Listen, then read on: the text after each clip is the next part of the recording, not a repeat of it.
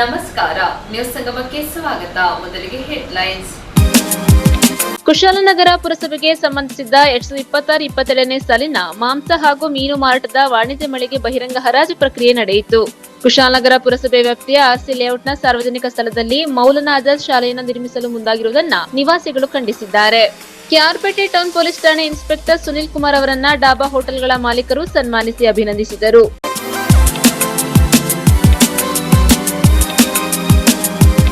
ಕುಶಾಲನಗರ ತಾಲೂಕಿನ ಪುರಸಭೆ ವ್ಯಾಪ್ತಿಯ ಆರ್ಸಿ ಲೇಔಟ್ನ ಸಾರ್ವಜನಿಕ ಸ್ಥಳದಲ್ಲಿ ಮೌಲಾನಾ ಆಜಾದ್ ಶಾಲೆಯನ್ನು ನಿರ್ಮಿಸಲು ಮುಂದಾಗಿರುವುದನ್ನು ನಿವಾಸಿಗಳು ಖಂಡಿಸಿದ್ದಾರೆ. ಕುಶಾಲನಗರ ತಾಲೂಕಿನ ಪುರಸಭೆ ಆರ್ಸಿ ಲೇಔಟ್ನ ಸಾರ್ವಜನಿಕ ಸ್ಥಳದಲ್ಲಿ ಮೌಲಾನಾ ಆಜಾದ್ ಶಾಲೆಯನ್ನ ನಿರ್ಮಿಸಲು ಇಲಾಖೆಯು ಮುಂದಾಗಿದ್ದು, ಇದರಿಂದಾಗಿ ಸ್ಥಳೀಯರಿಗೆ ಓಡಾಡಲು ರಸ್ತೆ ಇಲ್ಲದಂತಾಗುತ್ತದೆ ಮತ್ತು ಹಿರಿಯ ನಾಗರಿಕರುಗಳು ವಾಯು ವಿಹಾರಕ್ಕೆ ಹಾಗೂ ಮಕ್ಕಳಿಗೆ ಆಟ ಆಡಲು ತೊಂದರೆ ಉಂಟಾಗುತ್ತದೆ. ಅಲ್ಲದೆ ಪ್ರತಿ ವರ್ಷವೂ ಗಣಪತಿ ಪ್ರತಿಷ್ಠಾಪನೆಯು ಈ ಸ್ಥಳದಲ್ಲಿ ಮಾಡಲಾಗುವುದು. ಶಾಲೆ ನಿರ್ಮಾಣ ಕೆಲಸವನ್ನ ತಕ್ಷಣವೇ ಸ್ಥಗಿತಗೊಳಿಸಬೇಕು. ಇಲ್ಲದಿದ್ದಲ್ಲಿ ಬಡಾವಣೆಯ ನಿವಾಸಿಗಳು ಉಪವಾಸ ಸತ್ಯಾಗ್ರಹ ಮಾಡಬೇಕಾಗುತ್ತದೆ ಎಂದು ಎಚ್ಚರಿಕೆ ನೀಡಿದ್ದಾರೆ. ಪ್ರತಿಭಟನೆಯಲ್ಲಿ ನಾಗೇಂದ್ರ, ರಾಣಿ, ಪುಷ್ಪರಾಮ್, ಜಗದೀಶ್ ಲಾಯರ್, ಜಗನ್ನಾಥ್, ಸಂದೀಪ್, ಚಿತ್ರ, ನಾಗಮಣಿ, ಸತೀಶ್, ಭವ್ಯ, ಉಮೇಶ್, ರಾಜು, ರಕ್ಷಿತ್, ಮನೋಹರ್, ಪುಷ್ಪಲತಾ, ಶಿವಕುಮಾರ್, ಹನುಮಂತ ಶೆಟ್ಟಿ, ರುಕ್ಮಿಣಿ ಸೇರಿದಂತೆ ಮುಂತಾದವರು ಉಪಸ್ಥಿತರಿದ್ದರು.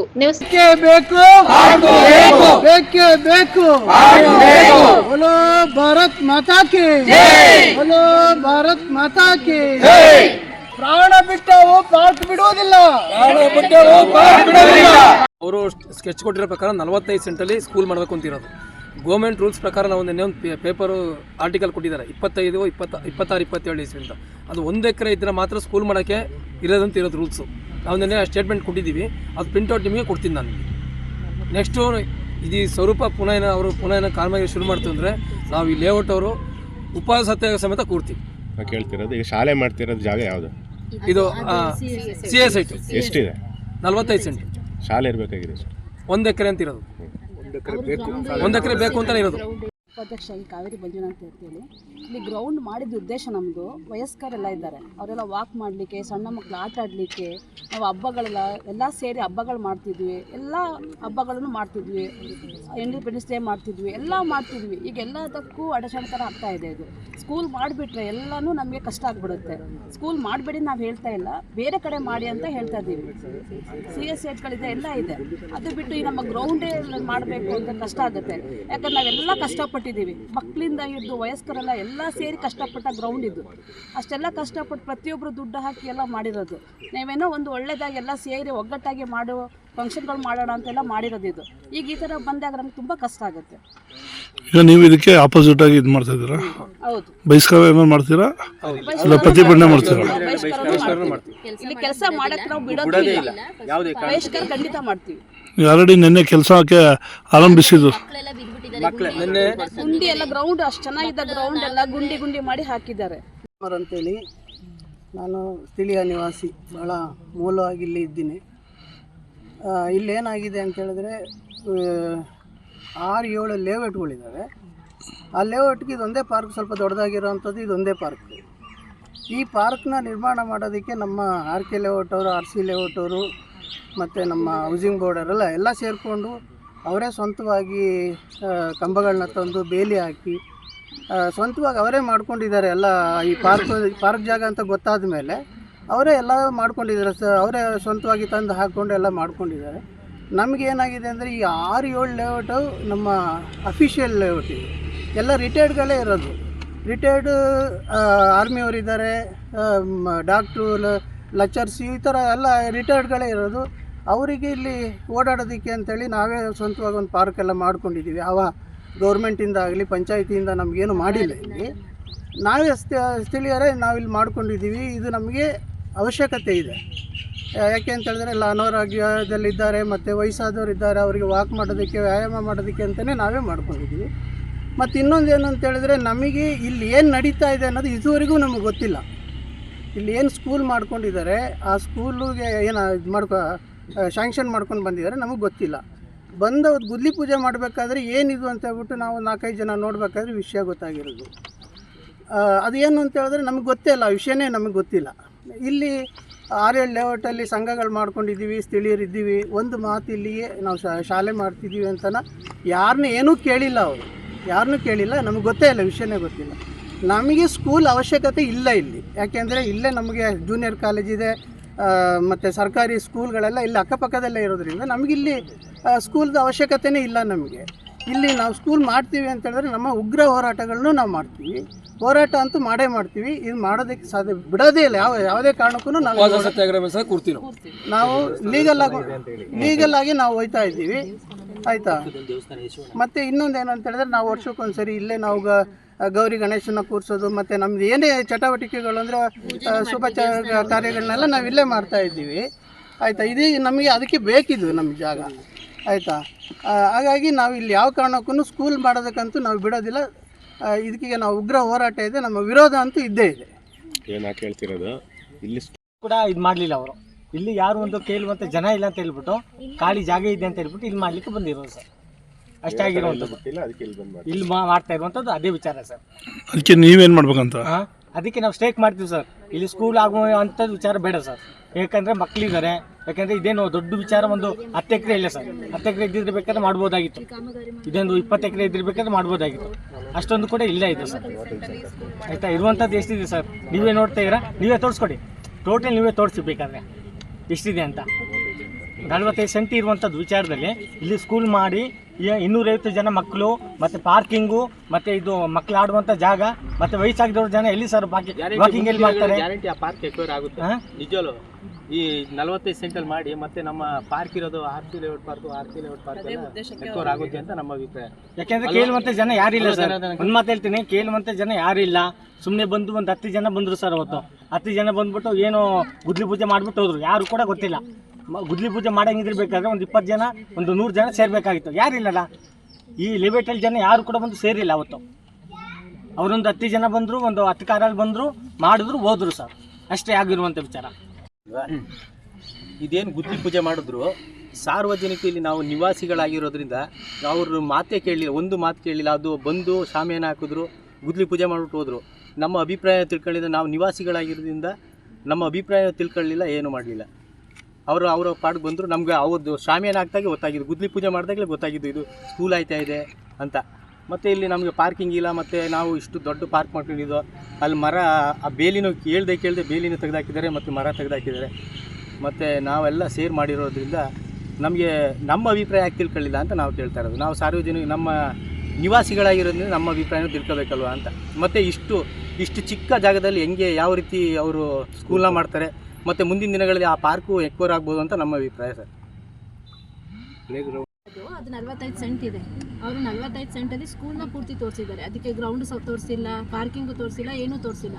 ಮುಂದೆ ಅವರು ಇದು ಪಾರ್ಕ್ ಇದೆ ಅಲ್ಲ, ಆ ಪಾರ್ಕ್ನ ಅವರು ಅದನ್ನೇ ಗ್ರೌಂಡ್ ಆಗಿ ಉಪಯೋಗಿಸ್ಬೋದಲ್ಲ. ಈಗ ನಮಗೆ ಪಾರ್ಕ್ ಅಂತ ಹೇಳ್ತಾ ಇದ್ದಾರೆ, ಮುಂದೆ ಅವರು ಅದನ್ನೇ ಗ್ರೌಂಡ್ ಆಗಿ ಮಾಡ್ಬೋದಲ್ಲ. ಅದಕ್ಕೋಸ್ಕರ ನಮ್ದು ವಿರೋಧ ಇರೋದು. ನಮಗೇನಿದೆ ಗ್ರೌಂಡು ಅದು ನಮಗೆ ಬೇಕು. ಸ್ಕೂಲ್ ಬರೋ ವೆಹಿಕಲ್ಸ್ ಎಲ್ಲ ಡಿಸ್ಟರ್ಬೆನ್ಸ್ ಆಗುತ್ತೆ. ಈಗ ರೋಡ್ ಚಿಕ್ಕಿರೋದ್ರಿಂದ ಎಲ್ಲ ರೋಡಲ್ಲಿ ಹಾಕೋತಾರೆ ಬೈಕೆಲ್ಲ ತಂದು. ಆಗ ನಮ್ಮ ಮಕ್ಕಳದ್ದು ಸ್ಕೂಲ್ ಬಸ್ಗಳೆಲ್ಲ ಓಡಾಡುತ್ತೆ ಅದೇ ಟೈಮಲ್ಲಿ. ಆಗ ನಮಗೆ ಕಷ್ಟ ಆಗುತ್ತೆ. ಆಗ ಆಫೀಸ್ಗೆ ಹೋಗೋರ್ಗೂ ತೊಂದರೆ, ಎಲ್ಲರಿಗೂ ತೊಂದರೆ, ಅವ್ರಿಗೂ ತೊಂದರೆನೇ. ಅವರು ಅದೇ ನಿನ್ನೆ ಚಿಕ್ಕದಾಗ ಬೇರೆ ಕಡೆ ವ್ಯವಸ್ಥೆ ಮಾಡಿಸ್ಕೊಡ್ತೀವಿ ಅವರಿಗೆ ಅಂತ ಹೇಳಿದ್ದಾರೆ. ಅದ್ಬಿಟ್ಟು ಇನ್ನೇನು ಮಾತಾಡಿದೆ. ಸಂಗಮಕ್ಕಾಗಿ ಡಾಕ್ಟರ್ HM ರಘುಕೋಟಿ, ಕುಶಾಲನಗರ. ಕುಶಾಲನಗರ ಪುರಸಭೆಗೆ ಸಂಬಂಧಿಸಿದ 2026-27ನೇ ಸಾಲಿನ ಕುರಿ ಮಾಂಸ ಹಾಗೂ ಮೀನು ಮಾರಾಟದ ವಾಣಿಜ್ಯ ಮಳಿಗೆ ಬಹಿರಂಗ ಹರಾಜು ಪ್ರಕ್ರಿಯೆ ನಡೆಯಿತು. ಕುಶಾಲನಗರ ಪುರಸಭೆಗೆ ಸಂಬಂಧಿಸಿದ 2026-27ನೇ ಸಾಲಿನ ಕುರಿ ಮಾಂಸ ಹಾಗೂ ಕೋಳಿ ಮಾಂಸ ಮತ್ತು ಹಸಿ ಮೀನು ಮಾರಾಟದ ವಾಣಿಜ್ಯ ಮಳಿಗೆ ಬಹಿರಂಗ ಹರಾಜು ಪ್ರಕ್ರಿಯೆಯು ಪುರಸಭೆ ಮುಖ್ಯಾಧಿಕಾರಿ ಗಿರೀಶ್ ಅವರ ಸಮ್ಮುಖದಲ್ಲಿ ನಡೆಯಿತು. ಇದೇ ಸಂದರ್ಭ ಪುರಸಭೆಯ ಹಿರಿಯ ಆರೋಗ್ಯ ನಿರೀಕ್ಷಕರಾದ ಉದಯ್, ಕಂದಾಯ ಅಧಿಕಾರಿ ಎಂ ರಾಮು, ಧನಂಜಯ್, ನಂಜುಂಡ ಉಪಸ್ಥಿತರಿದ್ದರು. ಕೋಳಿ ಮಾಂಸದ 1ನೇ ಮಳಿಗೆಯು 2,71,000 ರು, 3ನೇ ಮಳಿಗೆ 2,89,000 ರು, SC ಮೀಸಲಾತಿಗೆ ಸಂಬಂಧಿಸಿದಂತೆ 6ನೇ ಮಳಿಗೆಯು 1,18,000 ರು, ಕುರಿಮಾಂಸದ 3ನೇ ಮಳಿಗೆ 1,24,000 ರು, 5ನೇ ಮಳಿಗೆ 1,07,000 ರು, 6ನೇ ಮಳಿಗೆ 98,000 ರು, ಹಸಿ ಮೀನಿನ ಮಳಿಗೆ 1,49,000 ರು ಮತ್ತು ಪುರಸಭೆ ಕಟ್ಟಡದ ಒಳಭಾಗದ ವಾಹನ ನಿಲುಗಡೆಗೆ 1,00,000 ರುಗಳಷ್ಟಕ್ಕೆ ಹರಾಜು ಪ್ರಕ್ರಿಯೆ ನಡೆಯಿತು. 27ನೇ ಸಾಲಿಗೆ ಕುರಿ ಮಾಂಸ ಮಾರಾಟ ಮಳಿಗೆ, ಕೋಳಿ ಮಾಂಸ ಮಾರಾಟ ಮಳಿಗೆ, ಹಸಿ ಮೀನು ಮಾರಾಟ ಮಾಂಸ ಮಾರಾಟ ಮಳಿಗೆ ವಾರ್ಷಿಕ ಹರಾಜನ್ನು ನಾವು ಹಮ್ಮಿಕೊಂಡಿದ್ದೇವೆ. ಈ ಒಂದು ಹರಾಜಿನಲ್ಲಿ ಸುಮಾರು 10ರಿಂದ 12% ಹೆಚ್ಚಾಗಿ ಬಿಡ್ದಾರರು ಹರಾಜಿನಲ್ಲಿ ಭಾಗವಹಿಸಿ ಕೂಗಿದ್ದಾರೆ. ಕುರಿ ಮಾಂಸ ಮಾರಾಟ ಮಳಿಗೆ ನಂಬರ್ 3, ಮಳಿಗೆ ನಂಬರ್ 5, ಮಳಿಗೆ ನಂಬರ್ 6 ಕ್ರಮವಾಗಿ 1,24,000, 1,07,000, 98,000ಕ್ಕೆ ಹರಾಜಾಗಿದೆ. ಕೋಳಿ ಮಾಂಸ ಮಾರಾಟ ಮಳಿಗೆ ನಂಬರ್ 1 2,71,000, ಮಳಿಗೆ ಸಂಖ್ಯೆ 3 2,84,000, ಮಳಿಗೆ ಸಂಖ್ಯೆ 6 1,18,000ಕ್ಕೆ ಹರಾಜಾಗಿದೆ. ಹಸಿ ಮೀನು ಮಾರಾಟ ಮಳಿಗೆ ಎಸ್ಟಿಗೆ ರಿಸರ್ವೇಷನ್ ಇದೆ. ಅದು ಸಂತೆಮಾಳದಲ್ಲಿರೋ 4ನೇ ಮಳಿಗೆ ಆಗಿದೆ. ಅದು 1,49,000ಕ್ಕೆ ಮಳಿಗೆ ಹರಾಜಾಗಿದೆ. ಇಲ್ಲಿ ಆಗಮಿಸಿರ್ತಕ್ಕಂಥ ತಮಗೂ ಎಲ್ಲರಿಗೂ ಕೂಡ ಧನ್ಯವಾದ. ನ್ಯೂಸ್ ಸಂಗಮಕ್ಕಾಗಿ doctor HM. Raghukoti, Kushalnagar. KR Pet town police ಠಾಣೆ ಇನ್ಸ್ಪೆಕ್ಟರ್ ಸುನೀಲ್ ಕುಮಾರ್ ಅವರನ್ನ ಡಾಬಾ ಹೋಟೆಲ್ಗಳ ಮಾಲೀಕರು ಸನ್ಮಾನಿಸಿ ಅಭಿನಂದಿಸಿದರು. ಕೆಆರ್ಪೇಟೆ ಪಟ್ಟಣ ಪೊಲೀಸ್ ಠಾಣೆಯ ಆರಕ್ಷಕ ನಿರೀಕ್ಷಕರಾಗಿ ವರ್ಗಾವಣೆಗೊಂಡ ಆಗಮಿಸಿರುವ ದಕ್ಷ ಪೊಲೀಸ್ ಅಧಿಕಾರಿ ಸುನೀಲ್ ಕುಮಾರ್ ಅವರನ್ನು ಕೆಆರ್ಪೇಟೆ ಪಟ್ಟಣದ ಡಾಬಾ ಹೋಟೆಲ್ಗಳ ಮಾಲೀಕರು ಸರಳ ಸಮಾರಂಭದಲ್ಲಿ ಅಭಿನಂದಿಸಿ ಸನ್ಮಾನಿಸಿ ಗೌರವಿಸಿದರು. ಕೆಆರ್ಪೇಟೆ ಪಟ್ಟಣದ ಡಾಬಾ ಹೋಟೆಲ್ಗಳ ಮಾಲೀಕರಾದ ಕೋಮನಹಳ್ಳಿ ಮಂಜುನಾಥ್, ಹೇಮನಹಳ್ಳಿ ಕುಮಾರ್, ಸಾದುಗೋನಹಳ್ಳಿ ನಟೇಶ್ ಕುಮಾರ್, ಕೆಆರ್ಪೇಟೆ ಡಾಬಾ ರಘು ಸೇರಿದಂತೆ ವಿವಿಧ ಡಾಬಾಗಳ ಮಾಲೀಕರು ಪೊಲೀಸ್ ಇನ್ಸ್ಪೆಕ್ಟರ್ ಸುನೀಲ್ ಕುಮಾರ್ ಅವರನ್ನು ಸನ್ಮಾನಿಸಿ ಗೌರವಿಸಿದರು. ಕೆಆರ್ಪೇಟೆ ಪಟ್ಟಣದಲ್ಲಿ ಕಾರ್ಯನಿರ್ವಹಿಸುತ್ತಿರುವ ಡಾಬಾ ಮತ್ತು ಹೋಟೆಲ್ಗಳ ಮಾಲೀಕರು ಕಾನೂನು ಸುವ್ಯವಸ್ಥೆಯನ್ನು ಕಡ್ಡಾಯವಾಗಿ ಪಾಲಿಸಬೇಕು. ರಾತ್ರಿ 11 ಗಂಟೆ ವೇಳೆಗೆ ಕಡ್ಡಾಯವಾಗಿ ಡಾಬಾಗಳನ್ನು ಬಂದ್ ಮಾಡಬೇಕು. ಅಪರಿಚಿತ ಅನುಮಾನಾಸ್ಪದ ವ್ಯಕ್ತಿಗಳು ಡಾಬಾದಲ್ಲಿ ಕಂಡು ಬಂದರೆ ಕೂಡಲೇ ಪೊಲೀಸರಿಗೆ ಮಾಹಿತಿ ನೀಡುವ ಮೂಲಕ ನಾಗರಿಕ ಸಮಾಜದಲ್ಲಿ ಶಾಂತಿ ಸುವ್ಯವಸ್ಥೆಯನ್ನು ಕಾಪಾಡಲು ಪೊಲೀಸರೊಂದಿಗೆ ಸಹಕರಿಸಬೇಕು ಎಂದು ಸುನೀಲ್ ಕುಮಾರ್ ಮನವಿ ಮಾಡಿದರು. ನ್ಯೂಸ್ ಸಂಗಮಕ್ಕಾಗಿ ಡಾಕ್ಟರ್ ಕೆಆರ್ ನೀಲಕಂಠ, ಕೆಆರ್ಪೇಟೆ. ಕೆಆರ್ಪೇಟೆ ಸಾರ್ವಜನಿಕ ಆಸ್ಪತ್ರೆಯ ಆವರಣದಲ್ಲಿ ಮಾರ್ಚ್ 11ರಂದು ವೈದ್ಯರ ಮುಷ್ಕರ ಹಮ್ಮಿಕೊಳ್ಳಲಾಗಿದೆ ಎಂದು ಗೋಷ್ಠಿಯಲ್ಲಿ ತಿಳಿಸಿದ್ದಾರೆ. ಆರೋಗ್ಯ ಇಲಾಖೆ ನೌಕರರು ಹಾಗೂ ವೈದ್ಯರ ವಿವಿಧ ಬೇಡಿಕೆಗಳು ಹಾಗೂ ಸಮಸ್ಯೆಗಳ ಈಡೇರಿಕೆಗೆ ಕುರಿತಂತೆ ಕರ್ನಾಟಕ ಸರ್ಕಾರಿ ವೈದ್ಯಾಧಿಕಾರಿಗಳ ಸಂಘ, ರಾಜ್ಯ ಆರೋಗ್ಯ ಮತ್ತು ವೈದ್ಯಕೀಯ ಶಿಕ್ಷಣ ಇಲಾಖೆ ನೌಕರರ ಕೇಂದ್ರ ಸಂಘ ಹಾಗೂ ಆರೋಗ್ಯ ಇಲಾಖೆಯ ಎಲ್ಲಾ ವೃಂದ ಸಂಘಗಳ ನೇತೃತ್ವದಲ್ಲಿ ಮಾರ್ಚ್ 11ರಿಂದ ಮುಷ್ಕರವನ್ನು ಹಮ್ಮಿಕೊಳ್ಳಲಾಗಿದೆ ಎಂದು ಕರ್ನಾಟಕ ಸರ್ಕಾರಿ ವೈದ್ಯಾಧಿಕಾರಿಗಳ ಸಂಘದ ಮಂಡ್ಯ ಜಿಲ್ಲಾ ಶಾಖೆಯ ಅಧ್ಯಕ್ಷ ಡಾಕ್ಟರ್ ಕೆಎಸ್ ಸಾಗರ್ ಹೇಳಿದರು. ಕೆಆರ್ಪೇಟೆ ಸಾರ್ವಜನಿಕ ಆಸ್ಪತ್ರೆ ಆವರಣದಲ್ಲಿ ಪತ್ರಿಕಾಗೋಷ್ಠಿ ನಡೆಸಿ ಮಾರ್ಚ್ 11ರಿಂದ ನಡೆಯಲಿರುವ ಅನಿರ್ದಿಷ್ಟವಾದಿ ವೈದ್ಯರ ಮುಷ್ಕರ ಕುರಿತು ಮಾತನಾಡಿದರು. ವೈದ್ಯರು ತಮ್ಮ ಕರ್ತವ್ಯದ ಅವಧಿ ಮುಗಿದ ನಂತರ ಖಾಸಗಿ ಸೇವೆ ಮಾಡಲು ಈ ಹಿಂದಿನಂತೆ ಅವಕಾಶ ನೀಡುವುದು ಸೇರಿದಂತೆ ತಮ್ಮ ವಿವಿಧ ಬೇಡಿಕೆಗಳನ್ನು ಶೀಘ್ರವೇ ಇತ್ಯರ್ಥಪಡಿಸಬೇಕು ಎಂದು ಒತ್ತಾಯಿಸಿ ರಾಜ್ಯಾದ್ಯಂತ ಮಾರ್ಚ್ 11ರಿಂದ ಪ್ರತಿಭಟನೆಯನ್ನು ಹಮ್ಮಿಕೊಳ್ಳಲಾಗಿದ್ದು, ಸಾರ್ವಜನಿಕರು ತಮ್ಮ ತೊಂದರೆಗಳಿಗೆ ಹಾಗೂ ಅನಾನುಕೂಲಗಳಿಗೆ ಸಹಕರಿಸಬೇಕು ಎಂದು ಡಾಕ್ಟರ್ ಸಾಗರ್ ಕೈಮುಗಿದು ಮನವಿ ಮಾಡಿದರು. ಪತ್ರಿಕಾಗೋಷ್ಠಿಯಲ್ಲಿ ತಾಲೂಕು ಆರೋಗ್ಯ ಅಧಿಕಾರಿ ಡಾಕ್ಟರ್ ಅಜಿತ್ ಹಾಗೂ ಕೆಆರ್ಪೇಟೆ ಪಟ್ಟಣದ ದುಂಡಶೆಟ್ಟಿ ಲಕ್ಷ್ಮಮ್ಮ ಸ್ಮಾರಕ ಸಾರ್ವಜನಿಕ ಆಸ್ಪತ್ರೆ ಆಡಳಿತ ವೈದ್ಯಾಧಿಕಾರಿ ಡಾಕ್ಟರ್ ಮಂಜುಳಾ ಉಪಸ್ಥಿತರಿದ್ದರು. ಈ ಸರ್ಕಾರಿ ವೈದ್ಯಾಧಿಕಾರಿಗಳ ಸಂಘದಿಂದ ಮತ್ತು ಎಲ್ಲ ವೃಂದ ನೌಕರರ ಸಂಘ ವತಿಯಿಂದ ದಿನಾಂಕ 11/3/2026ರಿಂದ 15/3/2026ವರೆಗೆ ಕಪ್ಪು ಪಟ್ಟಿ ಧರಿಸಿ OPDನ ಬಂದ್ ಮಾಡಿ ಮುಷ್ಕರವನ್ನು ಶುರು ಮಾಡ್ತಾ ಇದ್ದೀವಿ. ಜೊತೆಗೆ 16ರಿಂದ ಅನಿರ್ದಿಷ್ಟಾವಧಿಗೆ ಗೈರು ಹಾಜರಾಗುವ ಮೂಲಕ ನಮ್ಮ ಬೇಡಿಕೆಗಳು ಈಡೇರದೇ ಇದ್ದರೆ 16ರಿಂದ ಅನಿರ್ದಿಷ್ಟಾವಧಿಗೆ ನಾವು ಗೈರು ಹಾಜರಿಗೆ ನಮ್ಮ ಕೇಂದ್ರ ಸಂಘ ಡಿಸೈಡ್ ಮಾಡಿದೆ. ಅದನ್ನು ಕೂಡ ನಾವು ಕೆಆರ್ಪೇಟೆ KGMA ವತಿಯಿಂದ ನಾವು ಅದನ್ನು ಮಾಡ್ತಾ ಇದ್ದೀವಿ. ನಾವು ಕೂಡ ಮುಷ್ಕರಕ್ಕೆ ಪಾಲ್ಗೊಳ್ತಾ ಇದ್ದೀವಿ. ಮತ್ತು ನಮ್ಮ ಈ ಬೇಡಿಕೆಗಳನ್ನ ದಯವಿಟ್ಟು ನ್ಯಾಯಯುತ ಬೇಡಿಕೆಗಳನ್ನ ಸರ್ಕಾರ ಆದಷ್ಟು ಬೇಗ ಪರಿಹಾರ ಮಾಡಿಕೊಡಿ ಅಂತ ಈ ಮೂಲಕ ತಮ್ಮೆಲ್ಲರ ಮೂಲಕ ಕೇಳ್ಕೊತೀನಿ. ತಮ್ಮ ಹೆಸರು ಸರ್? ಡಾಕ್ಟರ್ ಸಾಗರ್ ಅಂತ, ನಾನು ಸರ್ಕಾರಿ ವೈದ್ಯಾಧಿಕಾರಿಗಳ ಸಂಘ ಮಂಡ್ಯ ಇದರ ಅಧ್ಯಕ್ಷ. ಸರ್, ಎಲ್ಲರಿಗೂ ನಮಸ್ಕಾರ. ನಾನು ಕರ್ನಾಟಕ ರಾಜ್ಯ ಸರ್ಕಾರಿ ವೈದ್ಯಾಧಿಕಾರಿಗಳ ಸಂಘ ಮಂಡ್ಯ ಜಿಲ್ಲೆ ವಿಭಾಗದ ಅಧ್ಯಕ್ಷ. ಸೊ ನಾವು ಏನಕ್ಕೆ ನಿಮ್ಮನ್ನೆಲ್ಲ ಭೇಟಿ ಮಾಡಿದ್ದೀವಿ ಅಂದರೆ, ದಿನಾಂಕ 11/3/2026ರಿಂದ ನಮ್ಮ ವೈದ್ಯ ಸಂಘ ಪ್ಲಸ್ ಕರ್ನಾಟಕ ರಾಜ್ಯ ಆರೋಗ್ಯ ಮತ್ತು ವೈದ್ಯಕೀಯ ಶಿಕ್ಷಣ ಇಲಾಖೆ ನೌಕರರ ಕೇಂದ್ರ ಸಂಘ ಅಂದರೆ ಮತ್ತು ಮಂಡ್ಯ ವಿಭಾಗ ಎಲ್ಲ ಸಂಘಗಳು, ಎಲ್ಲ ವೃಂದ ಸಂಘಗಳು, ನಮ್ಮ ಆರೋಗ್ಯ ಇಲಾಖೆಯಲ್ಲಿರುವಂಥ ವೈದ್ಯರ ಸಂಘ ಜೊತೆಗೆ ಬೇರೆ ಬೇರೆ ವೃಂದಗಳ ಸಂಘಗಳ ಅದು ಸಹಯೋಗದಲ್ಲಿ ನಾವು ದಿನಾಂಕ 11ರಂದು ಮಾರ್ಚ್ 11ರಂದು ನಾವು ಮುಷ್ಕರವನ್ನು ಶುರು ಮಾಡಿದ್ವಿ. 11ರಿಂದ 15ವರೆಗೆ ಕಪ್ಪು ಪಟ್ಟಿ ಧರಿಸಿ OPDನ ಬಂದ್ ಮಾಡ್ತೀವಿ. 15ರವರೆಗೂ ಮಾಡಿ 16ನೇ ತಾರೀಕಿಂದ ನಿರ್ದಿಷ್ಟಾವಧಿಗೆ ಗೈರು ಹಾಜರಾಗಬೇಕು ಅಂತ ನಮ್ಮ ಸೆಂಟ್ರಲ್ ಕಮಿಟಿಯಿಂದ ತೀರ್ಮಾನ, ರಾಜ್ಯ ಮಟ್ಟದ ತೀರ್ಮಾನ ಆಗಿರೋದ್ರಿಂದ ನಾವು ಕೂಡ ಅದನ್ನು ಫಾಲೋ ಮಾಡ್ತಾ ಇದ್ದೀವಿ. ಸೊ ನಮ್ಮಲ್ಲಿ ಮೇಯ್ನಾಗಿ ನಮ್ಮ ಏನು ಮಾಡ್ತಾ ಇದ್ದೀವಿ ಮೊದಲನೇದಾಗಿ ಸಾರ್ವಜನಿಕರಲ್ಲಿ ಕ್ಷಮೆ ಕೇಳ್ತೀವಿ. ಏನಕ್ಕೆ ಮಾಡ್ತಾ ಇದ್ದೀವಿ ಅಂತಂದರೆ ನಮ್ಮ ಈ ಬಗ್ಗೆ, ನಮ್ಮ ಬೇಡಿಕೆಗಳ ಬಗ್ಗೆ ಸ್ಟೇಟ್ ಲೆವೆಲಲ್ಲಿ ಹಲವಾರು ಬಾರಿ ಒಂದು 7 ಬಾರಿ ಮೀಟಿಂಗ್ ಮಾಡಿದ್ದೀವಿ. ಮಾನ್ಯ ಸಚಿವರ, ಆರೋಗ್ಯ ಸಚಿವರ ಅಧ್ಯಕ್ಷತೆಯಲ್ಲಿ ಮಾಡಿದಂಥ ಸಂದರ್ಭದಲ್ಲಿ ಯಾವುದೇ ಸಕಾರಾತ್ಮಕ ಸ್ಪಂದನೆ ಆಗಲಿ ಏನೂ ಸಿಕ್ಕಿರೋದಿಲ್ಲ. ಆದ್ದರಿಂದ ಅವರು ರಾಜ್ಯಾದ್ಯಂತ ಮುಷ್ಕರಕ್ಕೆ ಕರೆ ಕೊಟ್ಟಿದ್ದಾರೆ. ನಮ್ಮ ಬೇಡಿಕೆಗಳು ಏನಿಲ್ಲ ಸರ್, ಪ್ರಥಮವಾಗಿ ನಮ್ಮ ಸರ್ಕಾರಿ ಆಸ್ಪತ್ರೆಗಳಿಗೆ PHCಗಳು, ತಾಲೂಕು ಆಸ್ಪತ್ರೆ ಇರ್ಬೋದು ಮತ್ತು ಡಿಸ್ಟಿಕ್ ಆಸ್ಪತ್ರೆಗಳು ಏನೇನಿದ್ದಾವೆ ಇಲ್ಲೆಲ್ಲ ಕೂಡ ಔಷಧಿಗಳು ಸಮರ್ಪಕವಾಗಿ ಸರಬರಾಜಾಗಿದೆ.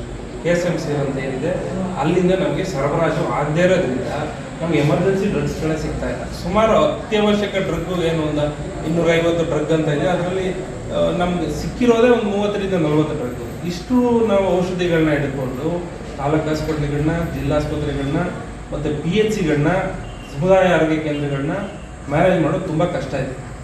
ಮತ್ತು ಇಲ್ಲಿ ಬರುವಂಥ ಯೂಸರ್ ಫಂಡಲ್ಲಿ ನೀವು ಖರೀದಿ ಮಾಡಿ ಅಂತ ಸರ್ಕಾರ ಆದೇಶ ಆಗ್ತದೆ. ಸೊ ಅದರಲ್ಲಿ ನಾವು ಮ್ಯಾನೇಜ್ ಮಾಡೋದು ತುಂಬ ಕಷ್ಟ ಆಗ್ತದೆ. ಸೊ ಇದನ್ನು ಕೂಡ ಸರ್ಕಾರಿ ನಮ್ಮ ಬೇಡಿಕೆಗಳಲ್ಲಿ ಇದು ಕೂಡ ಒಂದು ಸಾರ್ವಜನಿಕರಿಗೆ ಅನುಕೂಲ ಆಗಲಿ ಅನ್ನೋ ಉದ್ದೇಶದಿಂದ. ಯಾಕೆಂದರೆ ಸಿಗುವಂಥವ್ರು ತಕ್ಷಣಕ್ಕೆ ಸಿಗುವಂಥವ್ರು ವೈದ್ಯಾಧಿಕಾರಿಗಳೇ. ಸೊ ಜನರು ಅವ್ರನ್ನ ಪ್ರಶ್ನೆ ಮಾಡಿದಾಗ ಹಲವಾರು ರೀತಿ ಗಲಾಟೆಗಳಾಗೋ ಸಾಧ್ಯತೆಯೂ ಇರ್ತದೆ. ಸೊ ಹಂಗಾಗಿ ನಾವು ಸರ್ಕಾರಕ್ಕೆ ಪ್ರಮುಖವಾಗಿ ಕೇಳ್ಕೊತೀವಿ, ಡ್ರಗ್ಸ್ನ ದಯವಿಟ್ಟು ಸಮರ್ಪಕವಾಗಿ ಸಕಾಲದಲ್ಲಿ ದಯವಿಟ್ಟು KSMCಯಿಂದ ನಮಗೆ ಸಪ್ಲೈ ಕೊಡಿ.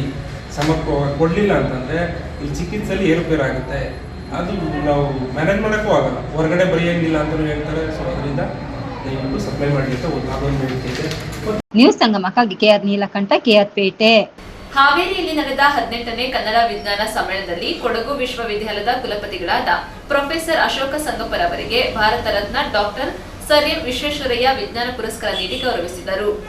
ಸ್ವದೇಶಿ ವಿಜ್ಞಾನ ಆಂದೋಲನ ಕರ್ನಾಟಕ, ಚಾಮರಾಜನಗರ ವಿಶ್ವವಿದ್ಯಾಲಯ, ಚಾಮರಾಜನಗರ ಹಾಗೂ ಕೊಡಗು ವಿಶ್ವವಿದ್ಯಾಲಯ ಕೊಡಗು ಇವರುಗಳ ಸಹಯೋಗದಲ್ಲಿ ಹಾವೇರಿ ವಿಶ್ವವಿದ್ಯಾಲಯ ಹಾವೇರಿ ಇವರು ಆಯೋಜಿಸುತ್ತಿರುವ 18ನೇ ಕನ್ನಡ ವಿಜ್ಞಾನ ಸಮ್ಮೇಳನದಲ್ಲಿ ಕೊಡಗು ವಿಶ್ವವಿದ್ಯಾಲಯದ ಕುಲಪತಿಗಳಾಗಿರುವ ಪ್ರೊಫೆಸರ್ ಅಶೋಕ ಸಂಗಪ್ಪ ಆಲೂರ್ ಅವರಿಗೆ Bharat Ratna doctor sir M Visvesvaraya ವಿಜ್ಞಾನ ಪುರಸ್ಕಾರ 2026 ನೀಡಿ ಗೌರವಿಸಿದೆ. ಸರ್ಕಾರಿ, ರಾಷ್ಟ್ರೀಯ ಹಾಗೂ ಅಂತಾರಾಷ್ಟ್ರೀಯ ಸಮಿತಿಗಳು ಮತ್ತು ಮಿಷನ್ಗಳಲ್ಲಿ ಅಧ್ಯಕ್ಷರಾಗಿ ಹಾಗೂ ಸದಸ್ಯರಾಗಿ ಕಾರ್ಯನಿರ್ವಹಿಸಿ ವಿಶ್ವ ಆಹಾರ ಸಂಸ್ಥೆ, ವಿಶ್ವ ಬ್ಯಾಂಕ್ ಸೇರಿದಂತೆ ಹಲವಾರು ಅಂತಾರಾಷ್ಟ್ರೀಯ ಸಂಸ್ಥೆಗಳ ಯೋಜನೆಗಳ ಅನುಷ್ಠಾನದಲ್ಲಿ ಪ್ರಮುಖ ಪಾತ್ರ ವಹಿಸಿರುವಿರಿ. 50ಕ್ಕೂ ಅಧಿಕ ದೇಶಗಳಿಗೆ ಭೇಟಿ ನೀಡಿ ಜಾಗತಿಕ ಮಟ್ಟದಲ್ಲಿ ಕೃಷಿ ಮತ್ತು ಅಭಿವೃದ್ಧಿ ಕ್ಷೇತ್ರಗಳಿಗೆ ಅಮೂಲ್ಯ ಕೊಡುಗೆ ನೀಡಿದ್ದೀರಿ. ಕೃಷಿ ಕ್ಷೇತ್ರ ಮತ್ತು ತತ್ಸಂಬದ್ಧ ಸಂಶೋಧನಾ ಕಾರ್ಯಗಳನ್ನ ಆಧಾರದಿಂದ ಸ್ಮರಿಸುತ್ತಾ 18ನೇ ಕನ್ನಡ ವಿಜ್ಞಾನ ಸಮ್ಮೇಳನದ ಈ ಶುಭ ಸಂದರ್ಭದಲ್ಲಿ ತಮ್ಮನ್ನ ಸನ್ಮಾನಿಸಿ ಗೌರವಿಸುವ ಸುಯೋಗ ಸ್ವದೇಶಿ ವಿಜ್ಞಾನ ಆಂದೋಲನ ಕರ್ನಾಟಕ ಸಂಸ್ಥೆಯ ಪಾಲಿಗೆ ಬಂದಿರುವುದು ಅತ್ಯಂತ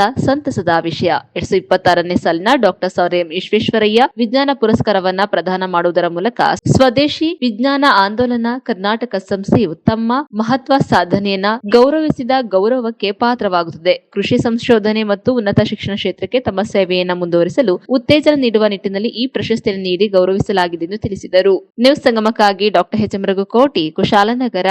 KR ತಾಲೂಕಿನ ಮಾಂಬಳ್ಳಿ ಗ್ರಾಮದ ಅನಾಥ ಮಹಿಳೆ ಬೋರಮ್ಮರ್ ಅವರಿಗೆ ಶ್ರೀ ಕ್ಷೇತ್ರ ಧರ್ಮಸ್ಥಳ ಗ್ರಾಮಾಭಿವೃದ್ಧಿ ಯೋಜನೆ ವತಿಯಿಂದ ಮನೆ ನಿರ್ಮಿಸಿಕೊಡಲು ಭೂಮಿ ಪೂಜೆ ನೆರವೇರಿಸಲಾಯಿತು.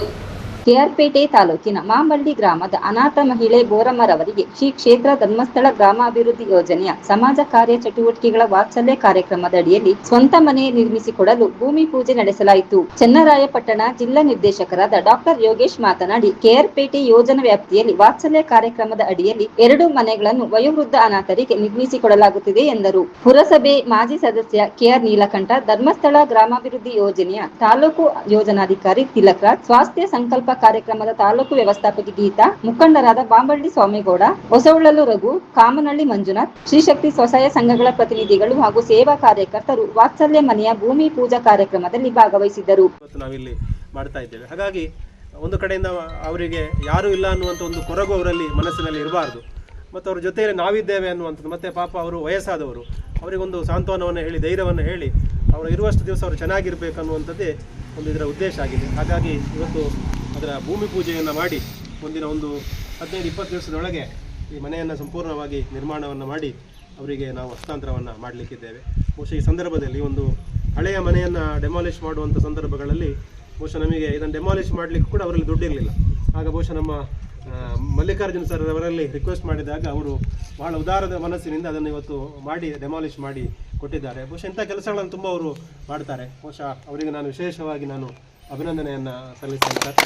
ಇಂಥ ಕಾರ್ಯಗಳು ಇನ್ನಷ್ಟು ಆಗಲಿ ಅಂತ ನಾನು ದೇವರಲ್ಲಿ ಪ್ರಾರ್ಥನೆಯನ್ನು ಮಾಡಿಕೊಂಡು ಬೋರಮ್ಮ ಅವರಿಗೆ ಇವತ್ತಿಂದ ನಾವು ಈ ಭೂಮಿ ಪೂಜೆಯನ್ನು ಬಹುಶಃ ಇನ್ನೊಂದು ಕೆಲವೇ ಕ್ಷಣಗಳಲ್ಲಿ ಭೂಮಿ ಪೂಜೆಯನ್ನು ನಾವು ನೆರವೇರಿಸಲಿಕ್ಕಿದ್ದೇವೆ. ಹಾಗಾಗಿ ಮುಂದೆ ಆಗತಕ್ಕಂಥ ಈ ಮನೆಯಲ್ಲಿ ಆಗತಕ್ಕಂಥ ಏನು ಕೆಲಸಗಳಲ್ಲಾಗತಕ್ಕಂಥ ಸಂದರ್ಭಗಳಲ್ಲಿ ಯಾವುದೇ ವಿಘ್ನಗಳು ಲೋಪಗಳು ಯಾವುದು ಬಾರದ ರೀತಿಯಲ್ಲಿ ಕ್ಷೇತ್ರದ ಒಡೆಯ ಶ್ರೀ ಮಂಜುನಾಥ ಸ್ವಾಮಿ ಅನುಗ್ರಹಿಸಿ ಆಶೀರ್ವದಿಸಲಿ, ಈ ಕಾರ್ಯ ಚೆನ್ನಾಗಿ ನಡೀಲಿ ಅಂತ ಹೇಳಿ ಕೇಳಿಕೊಂಡು ಬಂದಂಥ ಎಲ್ಲರಿಗೂ ಕೂಡ ಬಹುಶಃ ಇವತ್ತು ಅವರ ಭೂಮಿ ಪೂಜೆಗೆ ತುಂಬ ಮಂದಿ ಬಂದಿದ್ದಾರೆ ಅಲ್ವಾ. ಅವರಿಗೆ ನಾವು ನಿರ್ಗತಿಕರು ಅಂತ ಹೇಳಲಿಕ್ಕಾಗೋದಿಲ್ಲ, ಯಾರು ಇಲ್ಲ ಅಂತ ಹೇಳಲಿಕ್ಕಾಗೋದಿಲ್ಲ.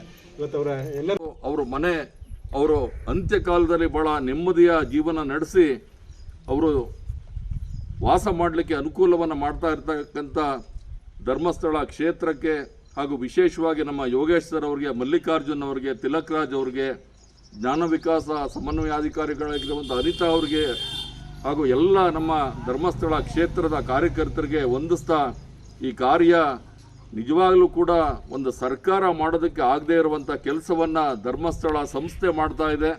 ಹಾಗಾಗಿ ನಾವೆಲ್ಲರೂ ಕೂಡ ಧರ್ಮಸ್ಥಳ ಸಂಸ್ಥೆಗೆ ಆಭಾರಿಗಳಾಗಿದ್ದೇವೆ ಅಂತ ಹೇಳ್ತಾ, ಬೋರಮ್ಮ ಅವರಿಗೆ ಶುಭವಾಗಲಿ. ಅವರ ಮನೆ ಇವತ್ತು ಭೂಮಿ ಪೂಜೆ ಆಗ್ತಾ ಇದೆ. ಇನ್ನು ಒಂದು 3-4 ತಿಂಗಳುಗಳಲ್ಲಿ ಅವರು ಆ ಮನೆಯಲ್ಲಿ ವಾಸ ಮಾಡೋದ್ರ ಮೂಲಕ ಒಂದು ನೆಮ್ಮದಿಯ ಜೀವನವನ್ನು ನಡೆಸಲಿ ಅಂತ ಅವರಿಗೆ ಶುಭವನ್ನು ಹಾರೈಸಿ ನಿಮ್ಮೆಲ್ಲರಿಗೂ ವಂದಿಸಿ ನಾನು ಮಾತು ಮುಗಿಸ್ತೇನೆ. ನಮಸ್ಕಾರ. ನ್ಯೂಸ್ ಸಂಗಮಕ್ಕಾಗಿ ಡಾಕ್ಟರ್ ಕೆಆರ್ ನೀಲಕಂಠ, ಕೆಆರ್ ಪೇಟೆ. ಮಾರ್ಚ್ 8ರಂದು ಸಾಗರದ ಶ್ರೀ ಮಾರಿಕಾಂಬಾ ದೇವಿ ದೇವಾಲಯದ ನ್ಯಾಸ ಪ್ರತಿಷ್ಠಾನಕ್ಕೆ ಚುನಾವಣೆ ನಡೆಯಲಿದೆ ಎಂದು ಗೋಷ್ಠಿಯಲ್ಲಿ ತಿಳಿಸಿದ್ದಾರೆ. ಶಿವಮೊಗ್ಗ ಜಿಲ್ಲೆ ಸಾಗರದ ಮಾರ್ಚ್ 5ರಂದು ಮಾರಿಕಾಂಬಾ ದೇವಿ ನ್ಯಾಸ ಪ್ರತಿಷ್ಠಾನಕ್ಕೆ, ಮಾರ್ಚ್ 8ರಂದು ನಡೆಯಲಿರುವ ಚುನಾವಣೆಯಲ್ಲಿ ನಮ್ಮ ತಂಡಕ್ಕೆ ಮತ ನೀಡುವ ಮೂಲಕ ದೇವಸ್ಥಾನದಲ್ಲಿ ಪಾರದರ್ಶಕ ಹಾಗೂ ಭಕ್ತರ ಆಶಯದಂತೆ ಉತ್ತಮ ಸುಧಾರಿತ ಆಡಳಿತ ತರಲು ಸಹಕಾರ ನೀಡಬೇಕು ಎಂದು ಮಾರಿಕಾಂಬಾ ದೇವಸ್ಥಾನಗಳ ವ್ಯವಸ್ಥಾಪಕ ಸಮಿತಿ ಅಧ್ಯಕ್ಷ ಎಂ ನಾಗರಾಜ್ ಮನವಿ ಮಾಡಿದ್ದಾರೆ. ಪತ್ರಿಕಾ ಭವನದಲ್ಲಿ ಸುದ್ದಿಗೋಷ್ಠಿಯಲ್ಲಿ ಮಾತನಾಡಿದರು. ಗೋಷ್ಠಿಯಲ್ಲಿ ಶಂಕರ ಅಳ್ವಿಕೋಡಿ, ಎಲ್ ಚಂದ್ರಪ್ಪ, ಚಂದ್ರಕಾಂತ್, ಗೋಪಾಲ್, ಪ್ರಕಾಶ್, ಎಂಎನ್, ಶಿವಪ್ಪ, ವಸಂತ್ ಕುಮಾರ್, ಸುಧೀಂದ್ರ, ಡಿಎಸ್ ರಾಘವೇಂದ್ರ, ಮಹೇಶ್, ಸುರೇಶ್, ಮಂಜುನಾಥ್, ಸೀಗೆಮಟ್ಟಿ, ನಾಗರಾಜ್, ಪ್ರಶಾಂತ್ ಪಾಟೀಲ್, ಬಸವರಾಜ್, ಆರ್ಎಸ್ ಮಾಣಿಕ್ಯ, ರಾಮಚಂದ್ರ, ಶಾರದಾ ಗಣಪತಿ, ಸರಸ್ವತಿ, ಕೆ ಶ್ರೀನಿವಾಸ್, ಫಕೀರಪ್ಪ ಹಾಜರಿದ್ದರು.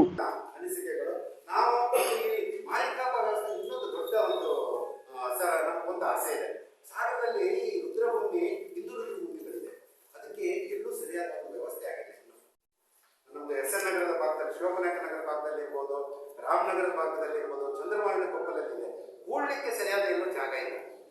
ಈಗ ಬಿಟ್ಟರೆ ಕೆಲವು ಸಮುದಾಯಗಳಲ್ಲಿ ಬಿಟ್ಟರೆ ಉಳಿದಿರ್ತಕ್ಕಂಥ ಬೇರೆ ಬೇರೆ ತಮಿಳು ಸಮುದಾಯ ಇರ್ಬೋದು, ಬೇರೆ ಬೇರೆ ಸಮುದಾಯಗಳಿಗೆಲ್ಲ ನಮ್ದಲ್ಲಿ ಜಾಗ ಇಲ್ಲ. ಅದಕ್ಕೆ ನಾವು ಸ್ವಲ್ಪನಾದ್ರೂ ಅವ್ರಿಗೆ ಸಹಾಯ ಮಾಡಿ ಬಂದೋಬಸ್ತ್ ಮಾಡುತ್ತೆ. ಯಾವುದೋ ಸರ್ಕಾರಿ ಕಾರ್ಯಕ್ರಮಗಳಿಗೆ ಲಕ್ಷಗಟ್ಟಲೆ ಹಣವನ್ನು ಖರ್ಚು ಮಾಡ್ತಾ ಇದ್ದಾರೆ. ಇಂಥದ್ದು ಕಾರ್ಯಕ್ರಮ ಇದಕ್ಕೆ ಮಾಡ್ಬೇಕು. ನಾವು ನಮ್ಮೂರಿನ ಕಾರ್ಯಕ್ರಮ ಮಾಡಬೇಕು. ದುಂದು ವೆಚ್ಚವನ್ನ ಈ ರೀತಿಯ ಕಡಿಮೆ ಇಂಥದಕ್ಕೆ ಖರ್ಚು ಮಾಡಬೇಕು ಅನ್ನೋದು ನಮ್ಮ ಆಸೆಗಳು. ಈ ರೀತಿಯಾಗಿ ಮಾಡ್ತಕ್ಕಂಥದ್ದು ನಾವು ನನಗೆ ಬಹಳ ನಮ್ಮ ಒಂದು ಇದು ಟಿವಿಗೆ ಅದೊಂದು ಬಹಳ ಆಸೆ ಇದೆ. ಆ ರುದ್ರಭೂಮಿಗಳಿಗೆ ಸಾಧ್ಯವಾದಷ್ಟು ನಾವು ಸಹಾಯ ಮಾಡಿಬಿಟ್ಟು ಅಲ್ಲಿ ಸರ್ವೆ ಆಗಬೇಕಾಗಿದೆ, ಕೆಲವು ಒತ್ತುವರಿ ಆಗಿದೆ, ಆ ರೀತಿಯಾಗಿರ್ತಕ್ಕಂಥ ಮಾಡೋದು. ಆಮೇಲೆ ಅಲ್ಲಿ ಇವತ್ತು ಕೋಟ್ವಾಲ್ ಕಟ್ಟೋದು ಒಂದು ದೊಡ್ಡ ಸಮಸ್ಯೆ ಆಗಿದೆ. ನಾವು ಅಮ್ಮನ್ನ ಬಿಡ್ತಕ್ಕಂಥದ್ದು ಆ ಜಾಗದಲ್ಲಿ ಇವತ್ತು ದೊಡ್ಡದಲ್ಲೊಂದು ಸಣ್ಣ ಸಮಸ್ಯೆ ಆಗಿದೆ. ಅದನ್ನು ಪರಿಹಾರ ಮಾಡಬೇಕಾಗಿದೆ. ಒಳ್ಳೆ ರೀತಿಯಲ್ಲಿ ಕೂತ್ಕೊಂಡು ಅದಕ್ಕೆ ನಾವು ಅದಕ್ಕೆ ಏನಾದರೂ ಆ ಜಾಗಕ್ಕೆ ಒಂದು ಒಳ್ಳೆ ರೀತಿಯ ಒಂದು ಅಲ್ಲಿ ಒಂದು ನಾವು ಫೆನ್ಸಿಂಗ್ ಮಾಡಿ ಅದನ್ನ ಭದ್ರವಾಗಿ ಮಾಡೋಂಥ ಕೆಲಸ ಮಾಡಬೇಕು. ಇವತ್ತುವರೆಗೂ ಮಾಡಲಿಲ್ಲ. ಜಾತ್ರೆ ಬಂದಾಗ ಮಾತ್ರ ಅಲ್ಲಿ ಕ್ಲೀನ್ ಮಾಡ್ಸಕ್ಕೆ ಹೋಗ್ತಾರೆ, ಅಲ್ಲಿ ಆಮೇಲೆ ಅದು ಹಾಗೆ ಹಾಡ್ತಾರೆ. ಇದೆಲ್ಲ ನಾವು ಬಹಳಷ್ಟು ಕೆಲಸಗಳಿದೆ, ಇನ್ನೂ ತುಂಬ ಇದೆ ಹೇಳ್ತಾ ಹೋದ್ರೆ. ನಾವು ಹಿಂದಿಂದನೂ ಹೇಳ್ತಾ ಬಂದಿದ್ದೀವಿ, ಈ ರೀತಿ ಮಾಡ್ತೀವಿ ಅನ್ನೋದು. ಇಲ್ಲಿ ಆಪಾದನೆಗಳು ಮಾಡ್ತಾ ಹೋಗಿದ್ರೆ ಪ್ರಯೋಜನ ಇಲ್ಲ. ನಾವು ಇಷ್ಟು ದಿನ ಅದನ್ನೇ ಮಾಡ್ಕೊಂಡು ಎಲ್ಲ ಆಗಿದೆ. ಅದು ಎಲ್ಲರಿಗೂ ಭಕ್ತರಿಗೂ ಗೊತ್ತಾಗಿದೆ. ಇವತ್ತು ನ್ಯೂಸ್ ಸಂಗಮಕ್ಕಾಗಿ ರವಿ ಸಾಗರ್, ಶಿವಮೊಗ್ಗ. ಕಾರ್ಕಳ ಬಸ್ ನಿಲ್ದಾಣದಲ್ಲಿ ರೋಟರಿ ಕ್ಲಬ್ ಹಾಗೂ ಸಾರಿಗೆ ಇಲಾಖೆ ವತಿಯಿಂದ ರಸ್ತೆ ಸಂಚಾರ ಸುರಕ್ಷತಾ ಅಭಿಯಾನ ಹಮ್ಮಿಕೊಳ್ಳಲಾಗಿತ್ತು. ಸಂಚಾರ ಸುರಕ್ಷತೆ ಎಲ್ಲರ ಕರ್ತವ್ಯ ಮತ್ತು ಜವಾಬ್ದಾರಿಯಾಗಿದೆ. ರಸ್ತೆಯು ನಮ್ಮ ಹಕ್ಕಲ್ಲ, ಅದು ಸರ್ಕಾರ ನೀಡಿದ ಸವಲತ್ತು.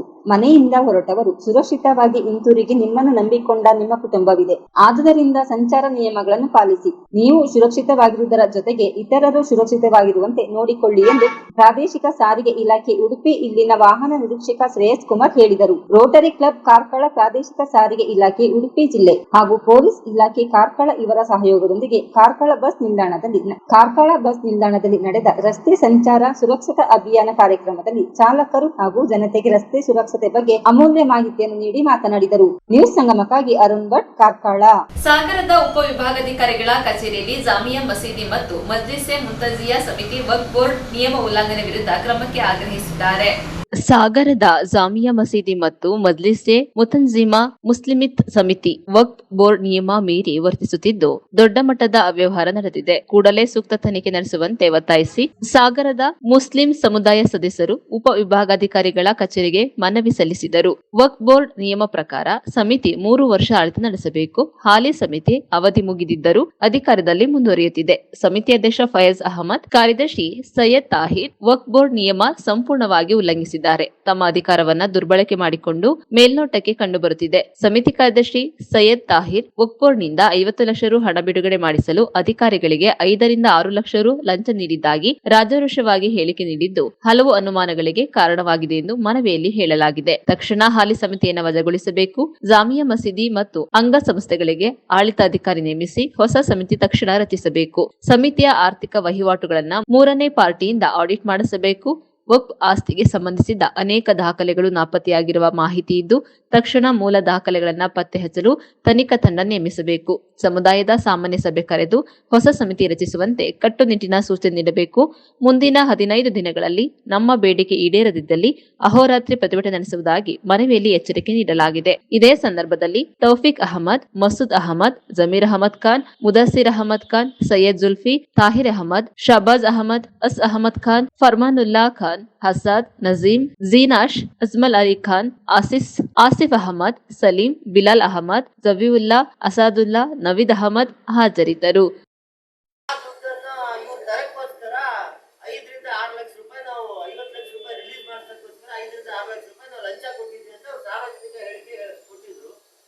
ಯಾವುದೇ ಕೆಲಸ ಮಾಡಿಸಲು ದುಡ್ಡಿಲ್ಲದೆ ಆಗಲ್ಲ ಅಲ್ಲಿ ಅಂತ ಹೇಳಿದ್ರು. ಆ ಕಾರಣದಿಂದ ಇವರು ಏನು 11 ತಿಂಗಳು ಯಾವುದೇ ಸಮಾಜದ ಒಂದು ಅಭಿಪ್ರಾಯ ಪಡೆಯದೆ ನಮ್ಮ ಸಮಾಜದಲ್ಲಿ ಇರೋ ಇದ್ರ ಪ್ರಕಾರ ಅವರು ಅವಧಿ ವಿಸ್ತರಣೆ ಮಾಡಬೇಕಂದ್ರೆ ಅವರು ಸಮಾಜದ ಅಭಿಪ್ರಾಯ ಪಡಬೇಕು. ವಕ್ಫ್ ಬೋರ್ಡ್ ಸದಸ್ಯ ವಕ್ಫ್ ಬೋರ್ಡ್ ಇವ್ರು ಏನಿರ್ತಾರೆ ಅಧಿಕಾರಿಗಳು ಅವ್ರು ಸಾಗರಕ್ಕೆ ಬಂದು ನಮ್ಮ ಮಸೀದಿಗೆ ಬಂದು ಇಲ್ಲೆಲ್ಲ ನಮ್ಮ ಸಮುದಾಯದ ಅವರೊಂದು ತಗೊಂಡು ಅಭಿಪ್ರಾಯ ತಗೊಂಡು ತದನಂತರ ಅವರು ವಿಸ್ತರಣೆ ಮಾಡಿಕೊಡ್ಬೇಕು. ಇದೆಲ್ಲ ಏನು ನಡೆದಿದೆ, ಯಾರಿಂದ ಅಭಿಪ್ರಾಯನೂ ಪಡೆಯದೆ ಇವರು ಹೋಗಿ ಡೈರೆಕ್ಟ್ ಆಗಿ 11 ತಿಂಗಳ ಅವಧಿಯನ್ನು ವಿಸ್ತರಣೆ ಮಾಡ್ಕೊಂಡು ಬಂದಿದ್ದಾರೆ. ಇವರು ಲಂಚ ಕೊಟ್ಟು ದೊಡ್ಡ ಮೊತ್ತವನ್ನು ಲಂಚ ಕೊಟ್ಟು ಮಾಡ್ಕೊಂಡು ಬಂದಿದ್ದಾರೆ ಅಂತ ನಮಗೆ ಎಲ್ಲ ಇದು. ಮತ್ತೆ ಇವ್ರು ಬಂದು 3 ವರ್ಷ ಆಗ್ತಾ ಬಂತು. ನಮ್ಮ ಮಸೀದಿಗೆ 3 ವರ್ಷದಿಂದ ಇವ್ರು ಬಂದ ಮೇಲೆ ಏನು ರಂಜಾನ್ ತಿಂಗಳಲ್ಲಿ ದೇಣಿಗೆ ಅಂತ ನಾವೆಲ್ಲ ಸಮುದಾಯದವರು ಕೊಡ್ತೀವಿ.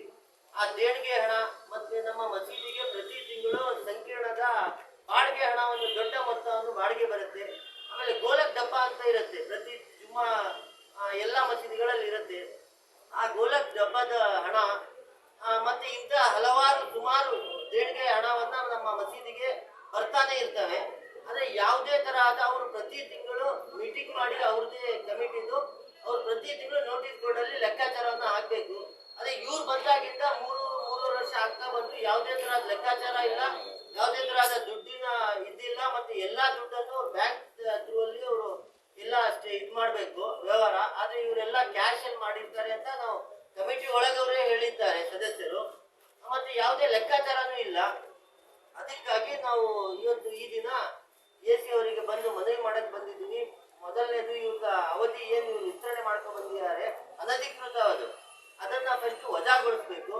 ಆಮೇಲೆ ಕೇರ್ ಟೇಕರ್ ಆಗಿ ಅಡ್ಮಿನಿಸ್ಟ್ರೇಟರ್ಗೆ ಕೂರಿಸಿ ಹೊಸ ಕಮಿಟಿ ರಚನೆ ಮಾಡಕ್ಕೆ ಕಾನೂನಿನ ಪ್ರಕಾರ ಏನು ಕರೆಸಿ ನಮ್ದು ಜನರಲ್ ಬಾಡಿ ಮೀಟಿಂಗ್ ಕರೆಸಿ ಸಾಮಾನ್ಯ ಸಭೆ ಕರೆಸಿ ಅದರ ಒಂದು ಹೊಸ ಕಮಿಟಿ ರಚನೆ ಆಗಬೇಕು.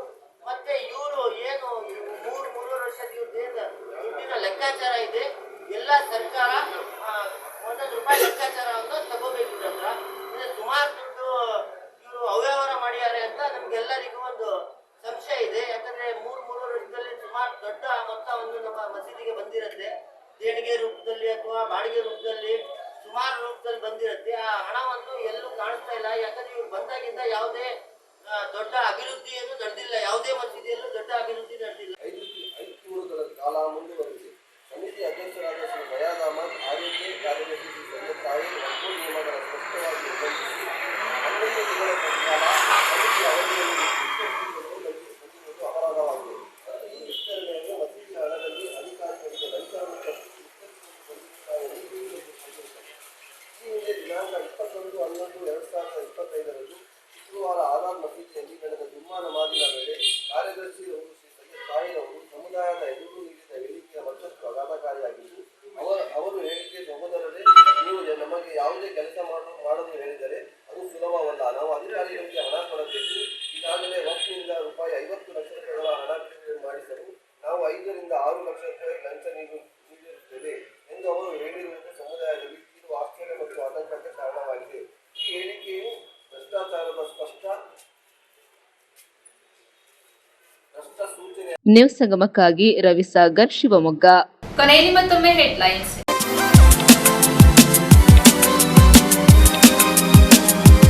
ಕುಶಾಲನಗರ ಪುರಸಭೆಗೆ ಸಂಬಂಧಿಸಿದ 2026-27ನೇ ಸಾಲಿನ ಮಾಂಸ ಹಾಗೂ ಮೀನು ಮಾರಾಟದ ವಾಣಿಜ್ಯ ಮಳಿಗೆ ಬಹಿರಂಗ ಹರಾಜು ಪ್ರಕ್ರಿಯೆ ನಡೆಯಿತು. ಕುಶಾಲನಗರ ಪುರಸಭೆ ವ್ಯಾಪ್ತಿಯ ಆರ್ಸಿ ಲೇಔಟ್ನ ಸಾರ್ವಜನಿಕ ಸ್ಥಳದಲ್ಲಿ ಮೌಲಾನಾ ಆಜಾದ್ ಶಾಲೆಯನ್ನು ನಿರ್ಮಿಸಲು ಮುಂದಾಗಿರುವುದನ್ನು ನಿವಾಸಿಗಳು ಖಂಡಿಸಿದ್ದಾರೆ. ಕೆಆರ್ಪೇಟೆ ಟೌನ್ ಪೊಲೀಸ್ ಠಾಣೆ ಇನ್ಸ್ಪೆಕ್ಟರ್ ಸುನಿಲ್ ಕುಮಾರ್ ಅವರನ್ನ ಡಾಬಾ ಹೋಟೆಲ್ಗಳ ಮಾಲೀಕರು ಸನ್ಮಾನಿಸಿ ಅಭಿನಂದಿಸಿದರು.